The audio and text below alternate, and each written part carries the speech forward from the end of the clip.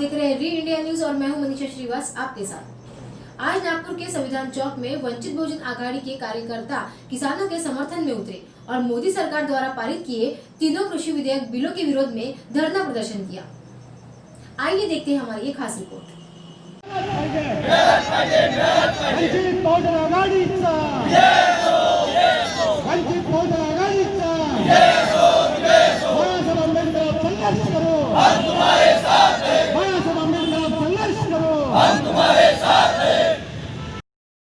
वंचित बहुजन आघाड़ी के राष्ट्रीय अध्यक्ष एडवोकेट बाला साहेब आंबेडकर के आदेशानुसार आज महाराष्ट्र राज्य के सभी जिलाधिकारी कार्यालय के सामने वंचित बहुजन आघाड़ी की ओर से धरना आंदोलन किया गया।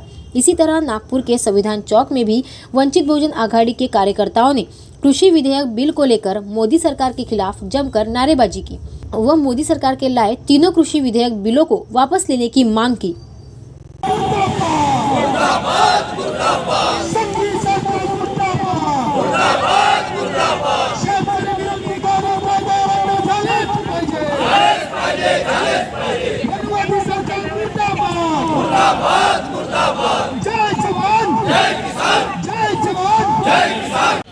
सर, मैं आपसे जानना चाहूँगी, जो मोदी सरकार ने जो बिल पारित किया है कृषि विधेयक बिल, तो उसको आप काला कानून क्यों कह रहे हैं?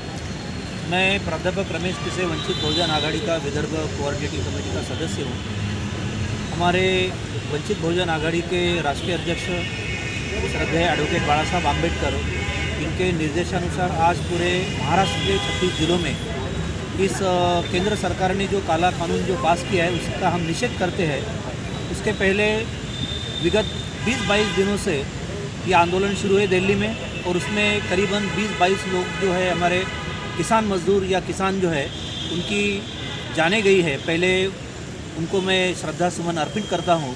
और जो आपने सवाल किया है कि काला कानून क्यों है, 65% हमारा ये देश कृषि प्रधान देश है, और इस देश के सरकार ने, वर्तमान केंद्र सरकार ने इस किसानों के हक में ये कानून है ये कह के इन किसानों के साथ में बहुत बड़ा अन्याय किया है।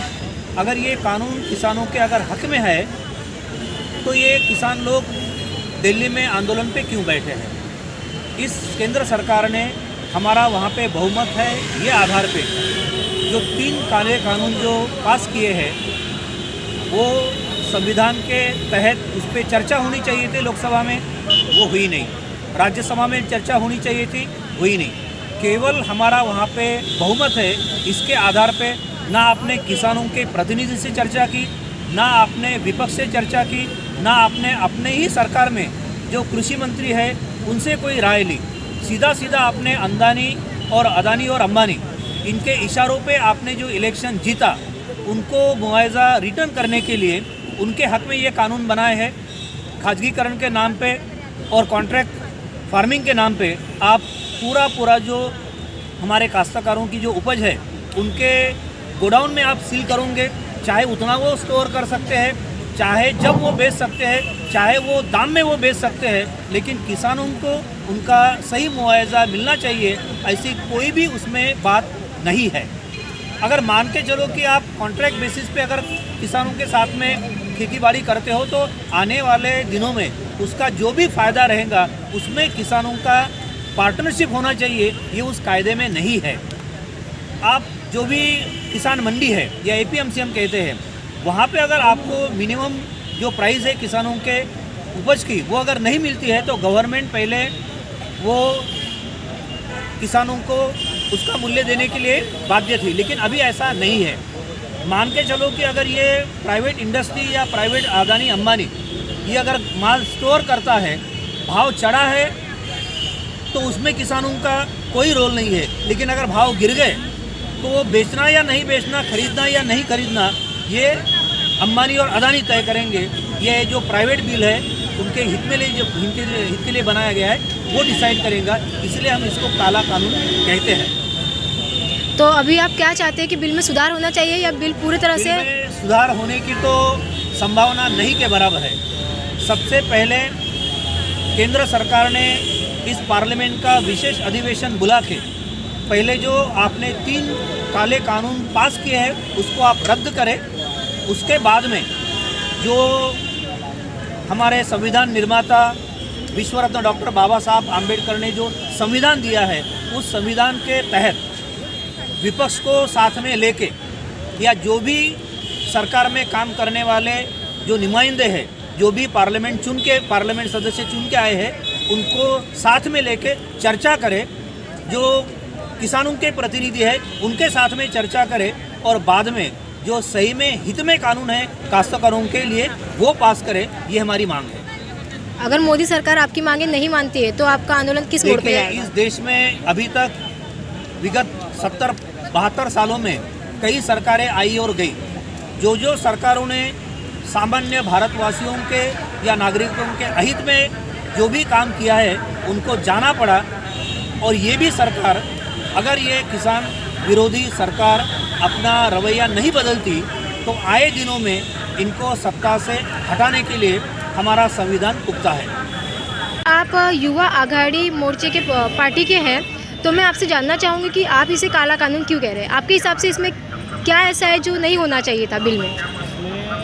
ये कानून में कारपोरेट घराने की आमदनी बढ़ाने के लिए काला कानून आया है और किसानों को गुलाम बनाने के लिए काला कानून आया है। उसमें पंजाब से वो उत्तर भारतीय क्षेत्र के पूरे किसान दिल्ली को घेर के बैठे हुए हैं। वो सिर्फ एक ही चीज़ के लिए आए हैं कि उसमें तुमने जो कानून लाए है उसमें MSP ऐड कर दो, क्योंकि MSP की तो कोई गारंटी ही नहीं है कानून में। अगर MSP नहीं मिलेंगी तो उनकी गारंटी कौन लेगा? उनके धान्य की, उनके मतलब वो जो प्रोडक्शन की, वो जो उगाएंगे उनकी गारंटी कौन लेगा? क्योंकि सरकार तो हट रही है, इसमें बीच से हट रही है ना। मतलब मेन अभी दलाली कौन करेगा इसमें? अंबानी, अदानी जैसे बड़े बड़े कारपोरेट दलाली करेंगे, उनकी बड़ी बड़ी मंडियाँ रहेंगी, उनके बिचौलिए रहेंगे। सरकार कहती है कि हम किसान और कस्टमर के बीच में से दलाल और बिचौलिए हटा रहे हैं। कौन सी गारंटी में हटा रहे हैं? नए दलाल बिठा रहे हैं, वो तो प्राइवेट दलाल बिठा रहे हैं। इसमें कोई गारंटी नहीं है ना। जैसे वो खुद कह रहे हैं तो उससे अच्छा वो दलाल भी हटा लेना। जैसे पेट्रोलियम ईंधन से भी वो खुद भी हट जाए। महाराष्ट्र 32 रुपये लीटर पेट्रोल में डीजल मिलता है, तो सरकार क्यों दलाली करती है? जैसे सरकार दलाली करेंगे वैसे वो भी दलाली करेंगे। लेकिन ये तो कहीं ना कहीं अच्छी बात है ना कि किसान मनचाही जगह अपने हिसाब से जो भी अपनी फसल है वो बेच सकते हैं, तो उन्हें तो इसमें ज़्यादा इनकम होगी ना भविष्य के हिसाब से देखा जाए तो। नहीं तो अभी कश्मीर का किसान सेब लेके तो कन्याकुमारी तो नहीं आ सकता ना बेचने के लिए। कन्याकुमारी में तो कांटेक्ट नहीं होंगे। कन्याकुमारी में समझो सेब का ज़्यादा दाम मिलता होगा तो वो तो सेब लेकर वहाँ पर नहीं आएंगे। उसके लिए तो कोई ना कोई तो लगेगा ना बीच में उसकी गारंटी के लिए, बेचने के लिए। अच्छा, APMC बिल में जो है वो क्या है?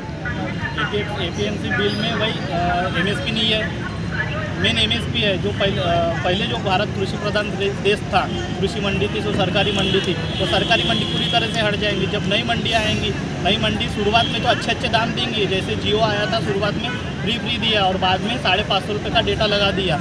वैसे शुरुआत में नए दाम आएंगे, सभी को 1-2 साल अच्छा लगेगा और बाद में जब सरकारी मंडी पूरी नीचे बैठ जाएंगी और प्राइवेट मंडी पूरी ऊपर आ जाएंगी, तब ये सरकारी मंडी को कोई गिनेगा नहीं। और प्राइवेट मंडी में हमको उनके हिसाब से चलना पड़ेगा, हमको उनका गुलाम बनना पड़ेगा। वो जो रेट देंगे वही रेट में किसानों को अपना माल बेचना पड़ेगा।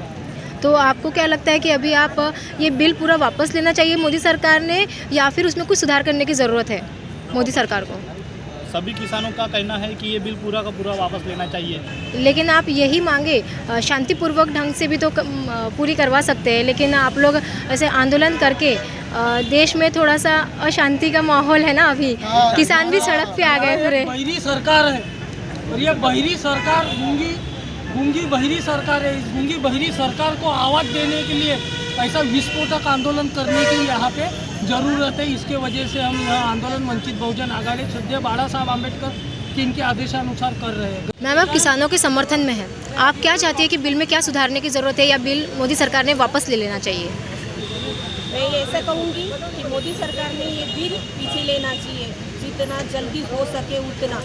अगर ये बिल जल्दी से जल्दी अगर पीछे नहीं लिया जाएगा तो हम लोग बहुत तीव्र आंदोलन और छड़ेंगे।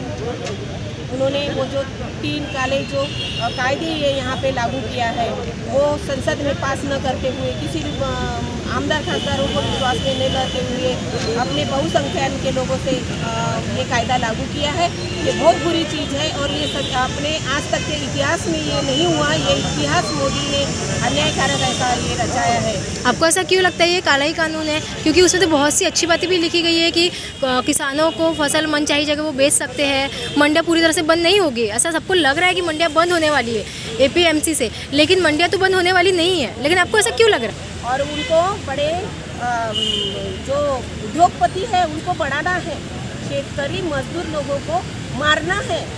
कोई तो भी बहाना चाहिए ना। आप ऐसा नहीं कर सकते कि शेतकरी लोगों को उन्होंने अच्छा एक बिल दिया है, फिर इतने शेतकरी इतना क्यों सड़क पे आए हैं? आज 30 दिन हो गया, 1 महीना हो गया मैडम। 2 दिन अगर सड़क पे रह के देखो, एक साधारण व्यक्ति नहीं रह सकता, मगर वो जवान है, किसान है, इसलिए वो 30 दिनों से संघर्ष कर रहा है। ये मोदी वो अंबानी के बेटा वो नातू हुआ तो वहाँ पे गया और वो शेतकरी को नहीं जा। आज जवान है, अपना शेतकरी है, इसलिए अपने को रोटी मिल रही है और उसको इसकी तकलीफ नहीं देना चाहिए और जल्द से जल्द वो बिल उन्होंने वापस लेना चाहिए। अगर ये बिल वापस नहीं लिया गया तो आंदोलन कब तक चलता रहेगा? चलता रहेगा, ये निरंतर चलता रहेगा। हमारे वंचित बहुजन आघाड़ी की तरफ से पूरे महाराष्ट्र में, हमारे नागपुर में ही नहीं तो पूरे महाराष्ट्र भर में हमारा वो ये आंदोलन चल रहा है और ये पहला आंदोलन नहीं है हमारा, ये तीसरा आंदोलन है और ये निरंतर ऐसा ही तीव्र होता रहेगा। ठीक है। ऐसी ही ताज़ा खबरों की अपडेट के लिए आप देखते रहिए री इंडिया न्यूज़ और हमारे चैनल को लाइक करें, ज़्यादा से ज़्यादा शेयर करें और सब्सक्राइब करें।